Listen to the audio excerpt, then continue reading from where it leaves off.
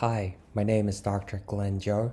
I'm an assistant professor in clinical dentistry in the Advanced Orthodontics Residency Program at the University of Southern California.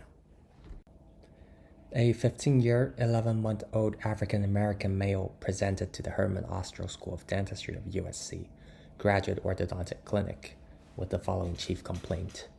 I would like to fix my crooked teeth, and I still have baby teeth. His reported medical history was non-contributory, and he received routine dental care at a private dental office in Los Angeles City. The patient presented with a dolichocephalic facial pattern with a longer lower facial third. He is reasonably symmetrical, with a chin deviation about 2 millimeters to the right.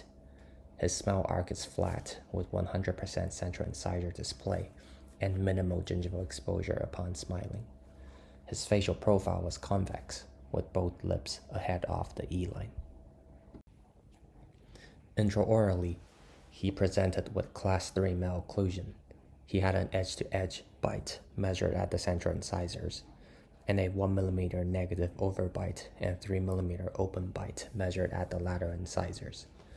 All permanent dentition was present, with retained maxillary deciduous canines.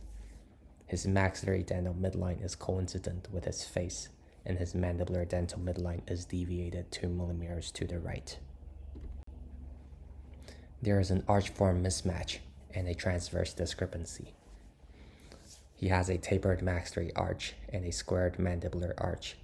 He has moderate crowding in both arches, mainly limited to the anterior segment. The pre-treatment panoramic X-ray showed well-corticated, symmetrical condyles. All permanent dentition was present, with retained maxillary deciduous canines and all third molars developing. No obvious bony or dental pathosis that may complicate treatment was noted. Cranial base cephalometry revealed bimaxillary retrusion with a SNA of 75.7 degrees, SMB of 74.2 degrees, with a normal AMB of 1.5 degrees. However, the patient also had a width appraisal of -8 millimeters and a SN to mandibular plane angle of 54.5 degrees. Coupled with a retrusive chin, this is indicative of a hyperdivergent skeletal Class 3 growth pattern.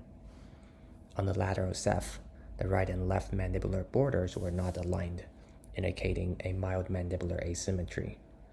Dentally, both maxillary and mandibular incisors were protruded, with the mandibular incisors compensated with an IMPA of 78.1 degrees. His upper midline was coincident with the E-line, while his lower lip was 5.5 millimeters ahead of the E-line. 2 treatment plans were presented to the patient. The first one is a 2-jaw orthodontic surgery approach involving a PCSO 3-piece Lefort 1 osteotomy, followed by counterclockwise rotation of both jaws to correct the transverse, sagittal, and vertical skeletal discrepancies. The second treatment option is a camouflage orthodontic treatment with MARPI and TAD to correct the Class 3 and transverse discrepancies. After discussing the options, the patient and his family opted for the non-surgical treatment plan. If you are interested in how this case was treated, please go to the PCSO Bulletin 2025 spring issue. Thank you for your time and attention.